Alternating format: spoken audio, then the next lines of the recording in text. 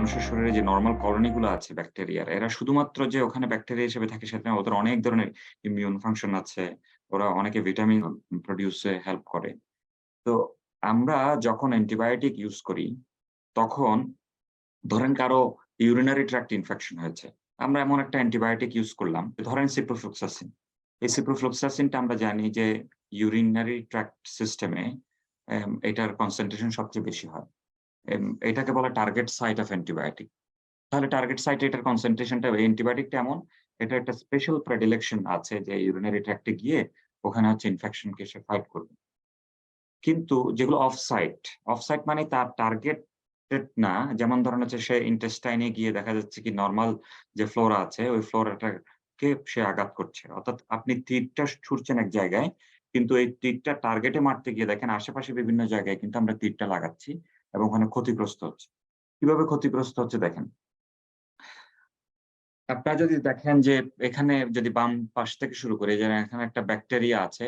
ধরেন এটা একটা মাইক্রোবায়োটা, এবং এই ব্যাকটেরিয়া গুলো যখন আসলে সেল ডিভাইড করে, তখন কিন্তু অ্যান্টিমাইক্রোবিয়াল এখানে এখানে অ্যান্টি মানে কোনো ন্যাচারালি ট্রান্সফরমেশন হয়ে ওখানে একটা অ্যান্টিমাইক্রোবিয়াল জেনেটিক মানে অ্যান্টিমাইক্রোবিয়াল রেজিস্ট্যান্স জিন কোনো একটা ব্যাকটেরিয়ার ভিতরে চলে আসতে পারে। অথবা এরকম হতে পারে যে এটা আগে থেকেই এরকম এই কলোনির ভিতরে অ্যান্টিমাইক্রোবিয়াল রেজিস্ট্যান্স জিনের একটা সহ, অর্থাৎ একটা রেজিস্ট্যান্ট ব্যাকটেরিয়া আছে, কিন্তু সে কোনো ক্ষতি করছে না।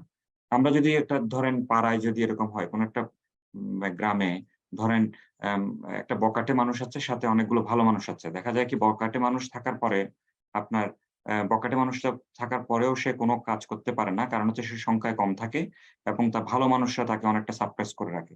কিন্তু সে কোনো প্রবলেম করতে পারে না। কিন্তু আপনি যদি এটার সাথে ধরেন বাইরে থেকে করলেন কি, আপনি অ্যান্টিবায়োটিক দিলেন।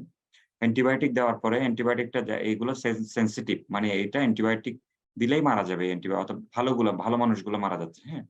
তখন দেখা যাচ্ছে কি আপনার ওই যে সমাজে আপনার খারাপ মানুষটা থেকে যাবে, এবং এটা দেখা যাবে, এটাকে বলে সিলেকশন প্রেশার। আপনি এদেরকে আপনি টার্গেটলি কিল করলেন, কিন্তু এটা যেহেতু রেজিস্ট্যান্ট এবং ওইটা এখন সে ওই সাম্রাজ্যে একা হয়ে গেছে।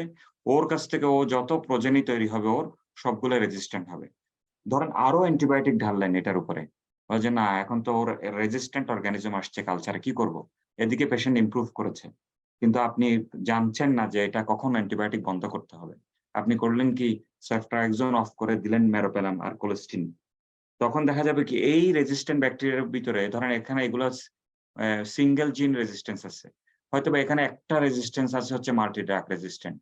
দেখা যাবে কি এই সিঙ্গেল ড্রাগ রেজিস্ট্যান্ট গুলো হয়তোবা ওই ড্রাগ যেগুলো আপনি মেরোপেনাম আর কোলেস্টিন দিয়েছেন, এটার কারণে এটা মারা গিয়েছে। ওই ব্যাকটেরিয়ার ওই সেল গুলো মারা গেল।